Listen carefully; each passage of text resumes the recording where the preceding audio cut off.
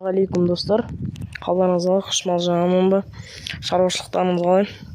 Сіздермен бірге мен Рауза және Қазақстан тауық бағу каналы. Бүгінгі видеода айтайын деп едім. Менің мына жерде тұрған, қазір көрсетемін сіздерге. Бұл видео кішкене жаман жаңалық. Мына жақта тұрған мына жақта тұрған балапандарды, осы балапандар кеше видеода көрсетіп едім. Осы балапандар осы түнде ит ана жақтан кіргенде, секіріп, өзіміздің ит, причем ана жолы балапан жеген ит, сол кіргенде мына жақтан сағат 11-ден бастап қазған, сағат 1-ге 2 сағатта сондай осы жақты жүрген, арлап бірдеме істеген, осы жаққа қазған. Мына жақтан қолмен суырып 12 балапан алған. Қазір 12 балапан жоқ, өліп қалды. Қазір 12 балапан. Енді ана жол ит атқыштарға звондаймыз ба дегенбіз. Оған звондадық, олар заявка қабылдамай қойды. Бағана звондадық, заявка қабылдап итті алып кетті. Болды енді. Вообще енді үйлеріңізде осындай балапан, құс шаруашылықпен айналыссаңыздар, ит ұстамаңыздар. Сіздер ойлайтын шығарсыздар, қазір сенің жеп қойған, ит жеп қойған себебі мына қораңнан деп. Жоқ, мен үйтіп айтпар едім. Өйткені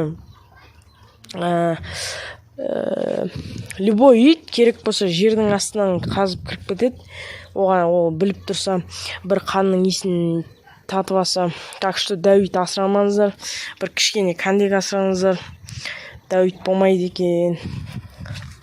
Өзімнің опытымда, өзім басымнан өткеннен айтып тұрмын. Содан кейін мына жақта бізде Кохинкин мрамор болған. Ит мына жер осы точкадан кәдімгідей қазған. Причем былай еще астына шифр кетеді, 10-15 сантиметр былай кетеді. Астына 10-дай үстіп қазып түскен. Ит өзінің арқасын сырып тұрып өткен. Тауық қораға өткен. Сосын кейін сол Кохинкиндарды, мраморный коқтарды прямо жегендерін жеп, жемегендерін бастарын үзіп сөйтіп, в общем, өлтірген ғой. Ол бірақта где-то бір ай бұрын болған ғой деймін. Бір ай бұрын болды, иә. И бірлетте осыдан 2-3 апта бұрын ғой деймін. Мына жақ замок қой менде, есіктің замогы осындай, мынандай замок тұрады. Осы замокқа келсем бірлетте, осы замок су болып тұр. Қарасам ит болсан кетті.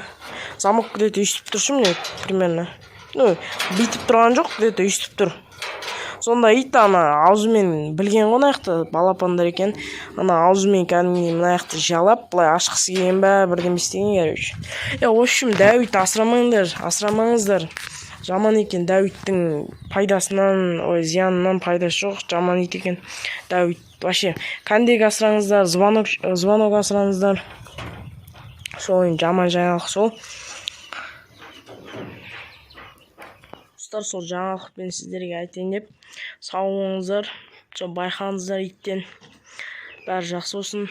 Аманшылықта жүздескенше.